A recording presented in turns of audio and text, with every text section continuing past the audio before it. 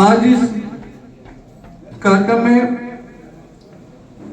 ये जो सम्मान समारोह आपने आयोजित किया है, इसके लिए मैं आपको हार्दिक बधाई धन्यवाद देता हूँ। इस तरह का कार्यक्रम इटवा में करने से समाज में बहुत ही अच्छी सोच जागृत होती है कि हमको भी चाहे किस भी क्षेत्र में हो, हर क्षेत्र में अच्छा कार्य करना चाहिए।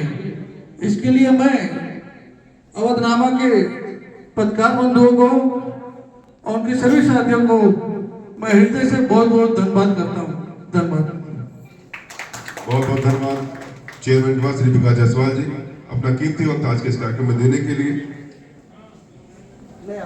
मैं संबोधन के और स्वागत के अगली कड़ी में पढ़ते हुए मैं मंच पर आमंत्रित करूंगा श्री अमित दुबे जी को।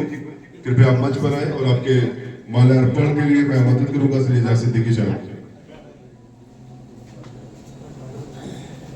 श्री अमित दुबे जी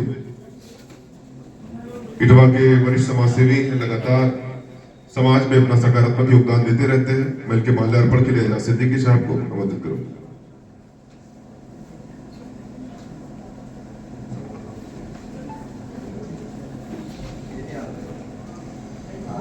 स्वागत, सम्मान और संबोधन ये तीनों एक साथ चल रहा है, जो संचालक के लिए बड़ा मुश्किल का काम होता है।